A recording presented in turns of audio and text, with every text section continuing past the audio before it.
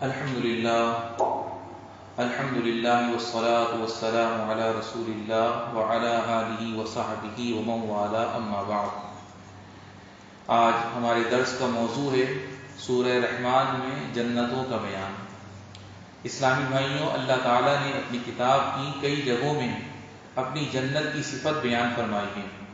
سورہ رحمان میں اللہ سبحانہ نے اس کی حالت اور اس میں پائے جانے والی نعمتوں کا ذکر فرمایا ہے۔ اس سورہ مبارکہ میں اللہ سبحانہ و تعالیٰ نے 4 جنتوں کا ذکر فرمایا ہے، جن کی بڑی اچھی صفت اور مکمل وضاحت فرمائی۔ پہلی دونوں جنتوں کا ذکر کرتے ہوئے اللہ سبحانہ فرما رہا ہے وَلِمَنْ خَافَ مَقَامَ رَبِّهِ جَنَّتَانِ، یعنی اور اس شخص کے لیے جو اپنے رب کے سامنے کھڑا ہونے سے ڈرا، دو جنتیں ہیں۔ یعنی جو شخص آخرت میں اپنے رب کے سامنے کھڑا ہونے سے اس طرح سے ڈرا اور خوف کھایا کہ اس کی حکم کی ہوئی باتوں کو بجا لاتا رہا اور اس کی منع کی ہوئی باتوں سے بچتا رہا، تو اس کے لیے دوہری جنتیں ہیں۔ فَبِأَيِّ آلَاءِ رَبِّكُمَا تُكَذِّبَانِ، یعنی پس تم یعنی اے جنوں اور انسانوں اپنے رب کی کس کس نعمت کو جھٹلاؤ گے، یعنی اے ثقلان تم اپنے رب کی ان گنت اور بے شمار نعمتوں میں سے کسے کسے جھٹلاؤ گے۔ ان دونوں جنتوں کی ایک صفت یہ ہے کہ یہ دونوں ذواتا افنان، یعنی بہت سی ٹہنیوں اور شاخوں والی ہیں۔ افنان فنن کی جمع ہے، جس کے معنی ڈالی اور شاخ کے ہیں۔ مطلب یہ ہے کہ یہ دونوں جنتیں ایسے بہت سے ہرے بھرے اور بڑے بڑے درختوں پر مشتمل ہوں گی، جن کی تر و تازہ شاخوں میں طرح طرح کے پکے ہوئے پھل اور میوے لگے ہوں گے۔ فَبِأَيِّ آلَاءِ رَبِّكُمَا تُكَذِّبَانِ فِيهِمَا عَيْنَانِ تَجْرِيَانِ، یعنی بس تم اپنے رب کی کس کس نعمت کو جھٹلاؤ گے۔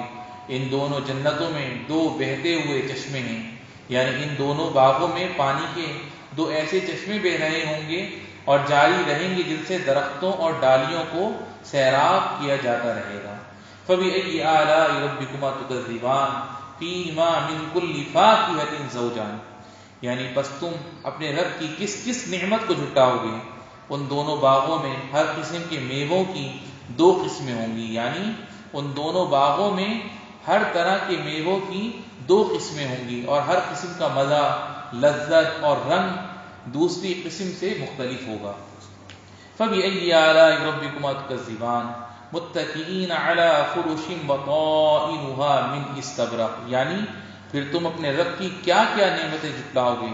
وہ جنتی ایسے فرشوں پر تکیہ لگائے ہوئے ہوں گے جن کے استر دبیس ریشم کے ہوں گے، یعنی جنتی لوگ ٹیک لگا کر ایسے گدوں پر بیٹھے ہوں گے جن پر استبرق یعنی موٹے ریشم کے استر لگے ہوں گے، جو سب سے زیادہ بہتر اور قیمتی ریشم ہوتا ہے۔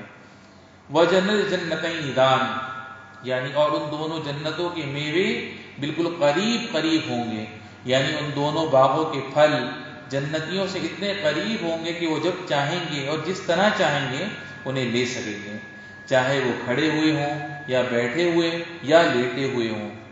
جب اللہ تعالیٰ نے گدوں اور ان کی بڑائی اور اچھائی کا ذکر کیا تو اس کے بعد فرمایا فِيهِنَّ قَاصِرَاتُ الطَّرْفِ، یعنی ان گدوں پر نیچی نگاہیں والی حوریں ہوں گی، یعنی ان گدیلوں اور بستروں پر ایسی بیویاں ہوں گی جو اپنی نگاہیں اپنے شوہروں تک محدود رکھیں گی، کیونکہ ان کے شوہر بہت حسین و جمیل ہوں گے اور یہ بیویاں ان سے پوری محبت کرنے والی ہوں گی اور اپنے حسن و جمال اور لذت وصال کی وجہ سے اپنے شوہروں کی نگاہیں اپنے اوپر مرکوز اور محدود رکھیں گی۔